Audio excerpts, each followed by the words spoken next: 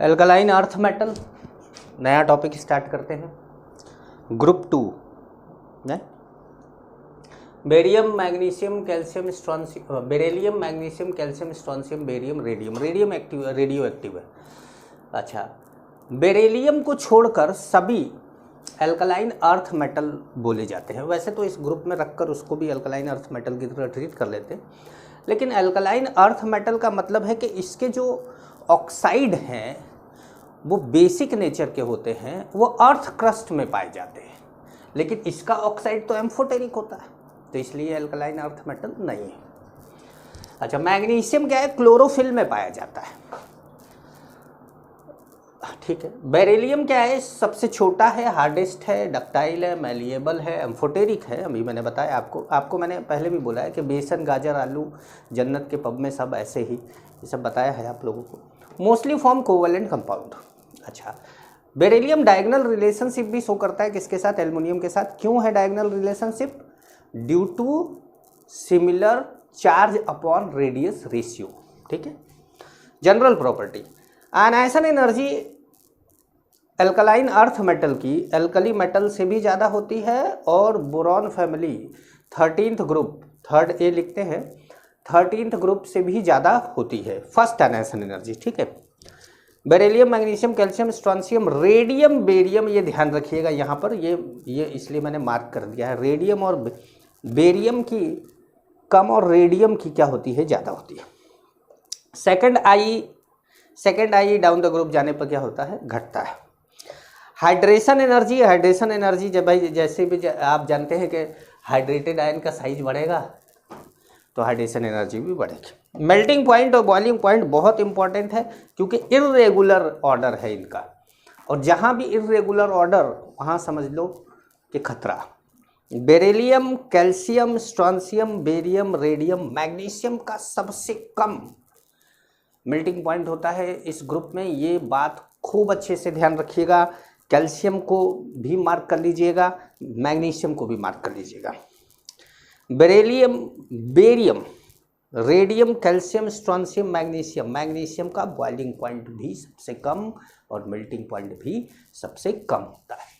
Density की बात करें अगर, तो डेंसिटी कैल्शियम का सबसे कम है। Radium, barium, strontium, beryllium, magnesium, calcium, याद रखिएगा ये तीनों, मेल्टिंग पॉइंट, बॉइलिंग पॉइंट और डेंसिटी। हाइड्रेटेड आयन का साइज आप बॉन्डिंग में भी पढ़े हैं, तो इसलिए कोई ज़्यादा बात करने की बात नहीं है। फ्लेम कलर वो देता है जिसके इलेक्ट्रॉन लूजली बाउंड होते हैं, लेकिन बेरिलियम, मैग्नीशियम का साइज छोटा होने के कारण इलेक्ट्रॉन टाइटली बाउंड होते हैं और उस इलेक्ट्रॉन को जल्दी एक्साइट करना मुश्किल होता है। Calcium, strontium, barium flame colour देते हैं। ब्रिक रेड भी बोल सकते थे हम, लेकिन ईंट जैसा लाल। क्रिम्सन रेड, एप्पल ग्रीन, वो कोटा फैक्ट्री में यही बात तो बोलता है वो बच्चा कि यार रेड को ब्रिक रेड क्यों बोल रहे हैं, ग्रीन को एप्पल ग्रीन क्यों बोल रहे हैं, याद नहीं हो पाता। अब भैया जैसे लिखा है वैसे। केमिकल प्रॉपर्टी की बात करते हैं, केमिकल प्रॉपर्टी की बात करते हैं। Thank you. केमिकल प्रॉपर्टी की बात करते हैं। रिएक्टिविटी, आज मेरा बेटा भी मेरे साथ है और वही वीडियो को स्टार्ट कर रहा है और बंद कर रहा है। उसका नाम है विशेष मिश्रा। क्या नाम है तुम्हारा? विशेष मिश्रा। विशेष नाम है, विशेष, स्पेशल।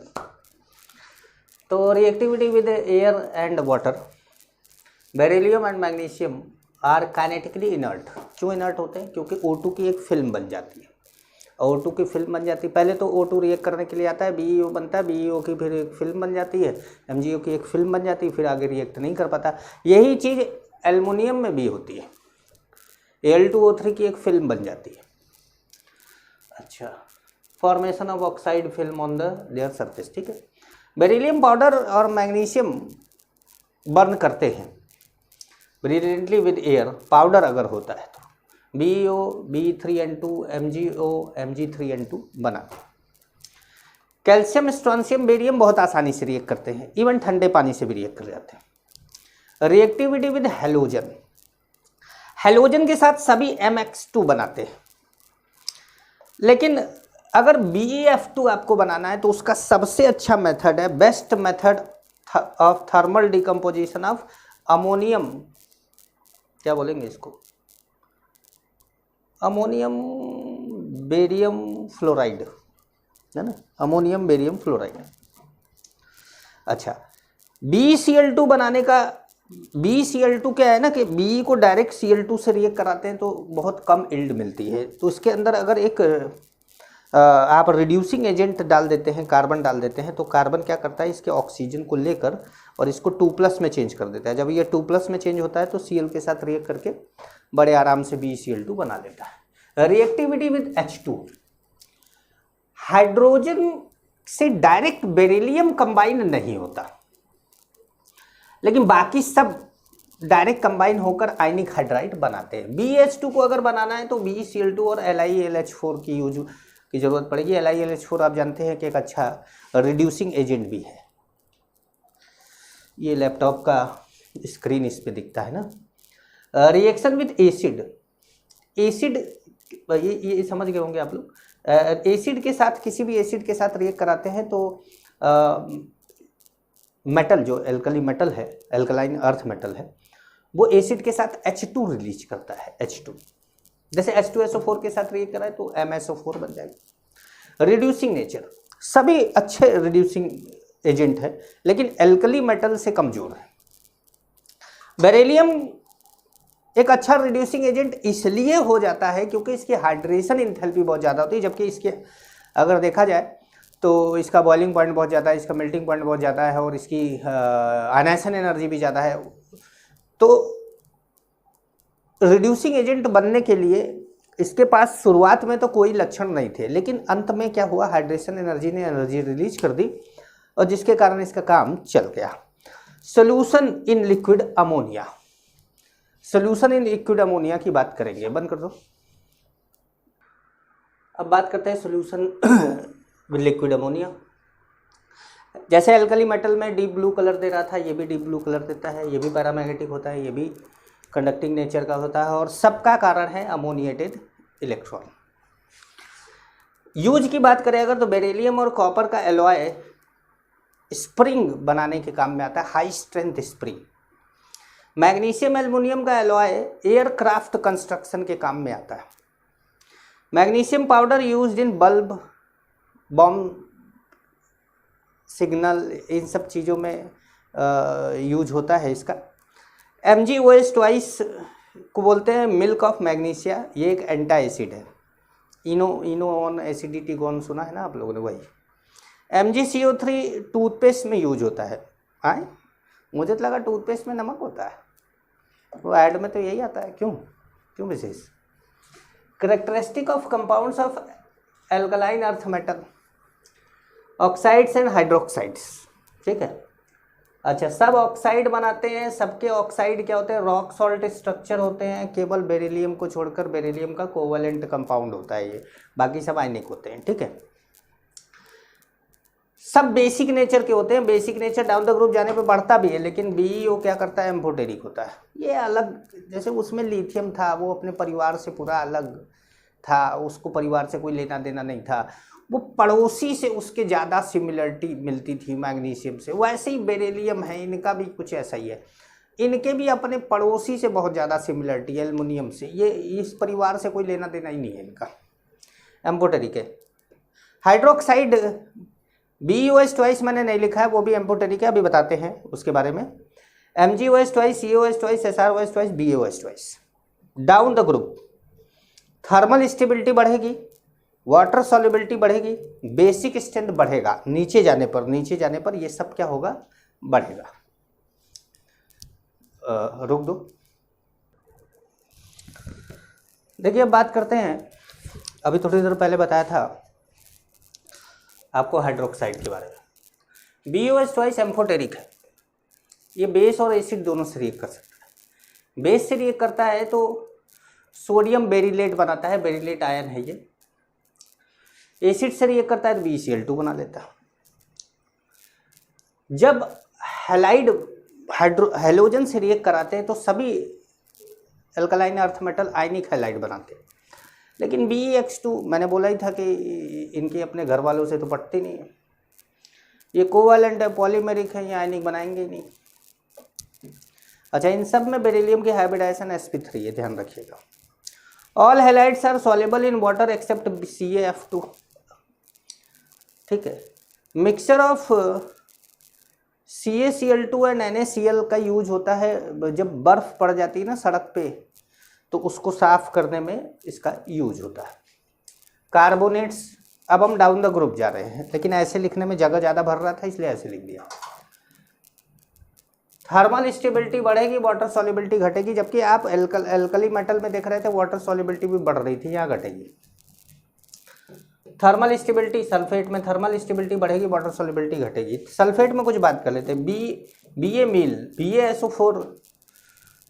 पिगमेंट, वाइट पिगमेंट होता है ये, जिसको अल्सर डिटेक्ट करने के लिए पिला दिया जाता है पेट में। और यहाँ पर भी पुराने टाइम पर ऐसा होता था कि वो जब बहुत ज़्यादा एडवांस मशीनें नहीं हुआ करती थी तब, तो अल्सर के आसपास जाके जम जाता था और एक्सरे में दिख जाता था। MgSO4.7H2O को इप्सम सॉल्ट बोलते हैं, CaSO4.2H2O को जिप्सम सॉल्ट बोलते हैं, CaSO4.5H2O को प्लास्टर ऑफ पेरिस बोलते हैं। कैसे बनता है अभी हम बात करेंगे इसकी। नाइट्रेट्स, यहाँ पर भी वही है, थर्मल स्टेबिलिटी बढ़ेगी और वाटर सॉल्युबिलिटी क्या होगी, घटेगी डाउन द ग्रुप जाने पर। ठीक है, अब हम बात करेंगे एनामलस बिहेवियर ऑफ बेरिलियम की। देखिए, बात करते हैं एनामलस बिहेवियर ऑफ बेरिलियम की। स्मॉल साइज होता है, हाई कोवैलेंट कैरेक्टर होता है, हाई एनायसन एनर्जी होती है, बाकी अपने ग्रुप के कंपैरिजन में, अपने ग्रुप के एलिमेंट के कंपैरिजन में। और इसके कंपाउंड, जो इसके कोवैलेंट कंपाउंड होते हैं, वो ईजिली हाइड्रोलाइज हो जाते हैं।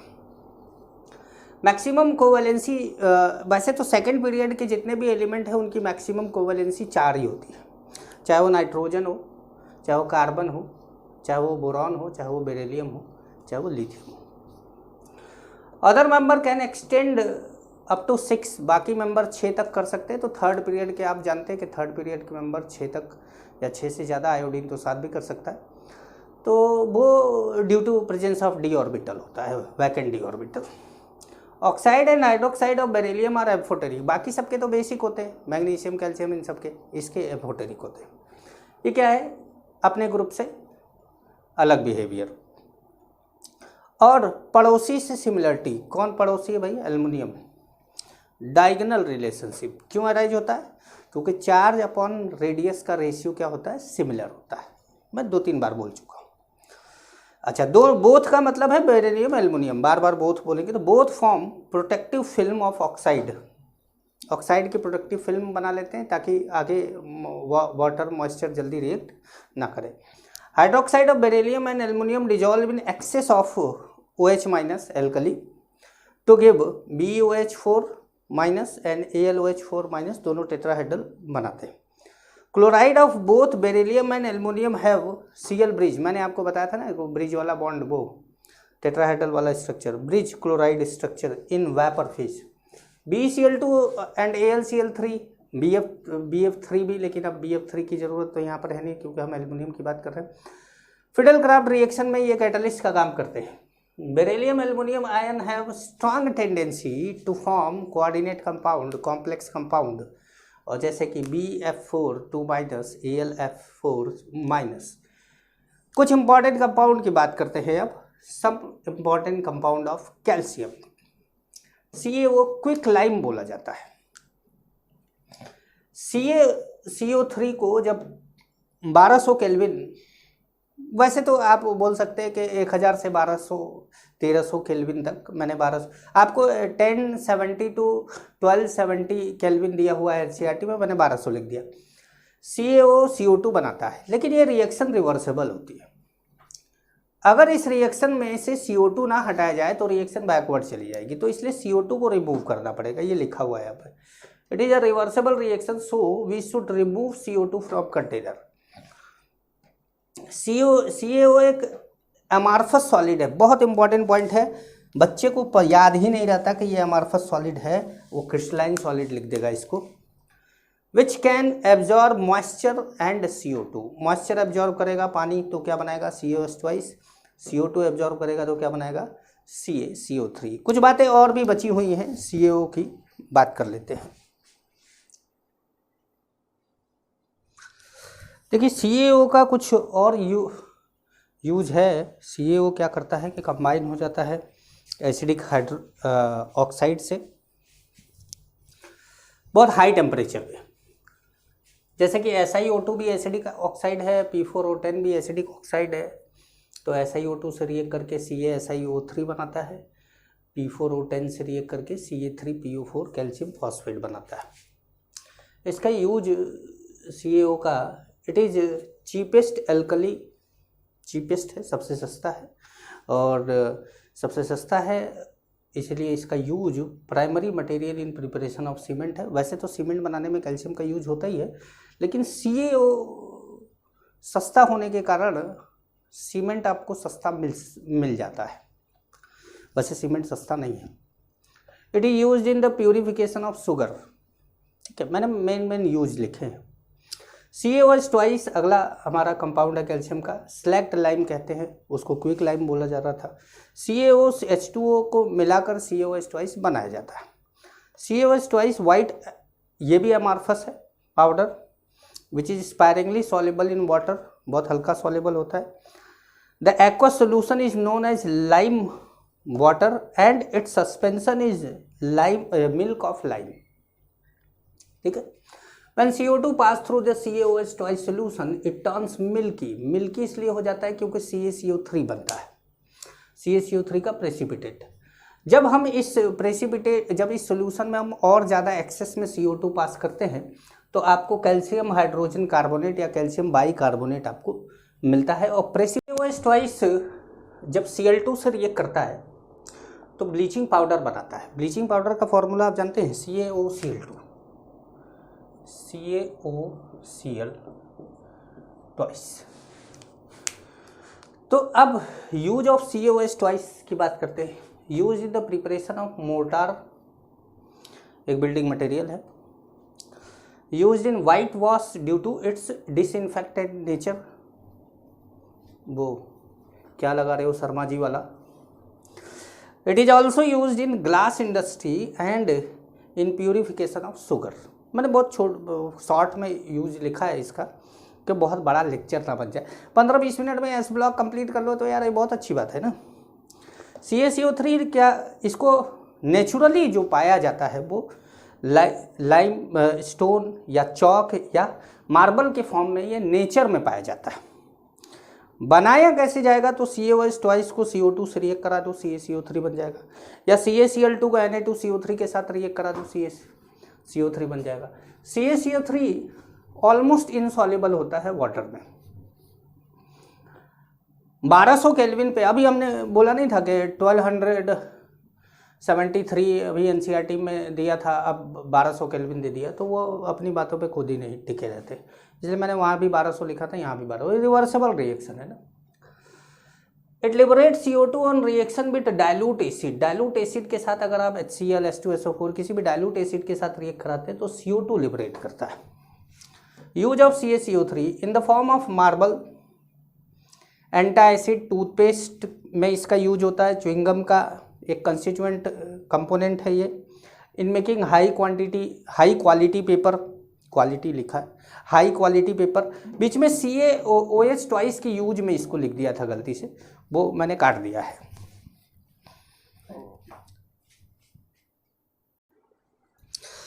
बात करते हैं प्लास्टर ऑफ पेरिस की, CaSO4.12H2O। इसको कैल्शियम सल्फेट हेमीहाइड्रेट भी बोला जाता है। POP, शॉर्ट में POP बोल देते हैं प्लास्टर ऑफ पेरिस को। जिप्सम को जब 120 सेल्सियस पे, आप इसको 393 केल्विन भी लिख सकते हैं, आप केल्विन में चेंज कर लेंगे तो क्या होता है कि इसके 2 वाटर के मॉलिक्यूल में से 1.5 वाटर का मॉलिक्यूल निकल जाता है। अब 2 मोल ले लिया है तो 3 वाटर का मॉलिक्यूल निकल गया, ये बन गया प्लास्टर ऑफ पेरिस। अब आप प्लास्टर ऑफ पेरिस में से बचे हुए वाटर को भी निकालना चाहते हैं तो इसको और गर्म करना पड़ेगा। लगभग 200 सेल्सियस पे ये CaSO4 + ½ बना लेता है। ये CaSO4 को डेड बर्न्ट कैल्शियम सल्फेट बोला जाता है। यूज क्या है, बिल्डिंग मटेरियल है, टूटी फूटी हड्डियों को जोड़ने के काम में आता है। प्लास्टर लगता है ना भाई, आजकल तो प्लास्टर कहाँ लगता है, तो रॉड डाल देते हैं। 2 चीज़ों में बड़ा ही प्रोग्रेस हुआ है। एक, सिजेरियन बच्चे होना, और दूसरा प्लास्टर की जगह पर रॉड डालना। मेरे इस पैर में रॉड है, यहाँ है, यहाँ है, मतलब इस ऐसे अगर डायगनली देखा जाए तो मैं आयरन मैन हूँ। सीमेंट, पोर्टलैंड सीमेंट भी बोला जाता है इसको। इतिहास आप एनसीईआरटी पढ़ लीजिएगा। It is the mixture of 2 CaO SiO2 and 3 CaO Al2O3 with small amount of gypsum, थोड़ा बहुत जिप्सम भी रहता है इसमें। कंपोजिशन इसकी ये है, CaO सबसे ज़्यादा, याद रखिएगा कि सबसे ज़्यादा कौन रहता है, CaO 50-60%, SiO2 22-25%, Al2O3 5-10%, MgO। मैंने इसको ऐसे ही ऑर्डर में लिख रखा है, जिप्सम स्मॉल अमाउंट में था लेकिन एनसीईआरटी में 2-3% दिया हुआ है, तो मैंने, अब आप क्या करिएगा, इनको ऑर्डर में अरेंज कर लीजिएगा आप, जैसे ये, फिर अब इन दोनों में समस्या है, आप इसको पहले रखिएगा, इसको जिप्सम को उसके बाद रख दीजिएगा। For good quality cement the ratio of SiO2 and Al2O3 is between 2.5-4, ये रेशियो होना चाहिए। देखिए ये जो है 2 CaO SiO2, इसको बोलते हैं DCS, die calcium silicate, DCS, die calcium silicate. अब इसके अंदर जो 2 मल्टीप्लाई हुआ है, ये 2 केवल CaO में हुआ है, SiO2 में नहीं हुआ। वैसे ये जो 3 मल्टीप्लाई हुआ है केवल CaO में हुआ है, Al2O3 में नहीं हुआ है। अच्छा, ट्राई कैल्शियम सिलिकेट TCS बोला जाता है, इसको DCS बोला जाता है, इसको TCA बोला जाता है। ठीक है, सबकी परसेंटेज दिया है, मैंने यहाँ पर लिख दिया है 26%, 51%, 11%। कुछ बातें आपको और बता दें सीमेंट में, लास्ट चल रहा है अब हमारा चैप्टर। देखिए 2 पॉइंट और बचे हैं, ये भी सुन लीजिए।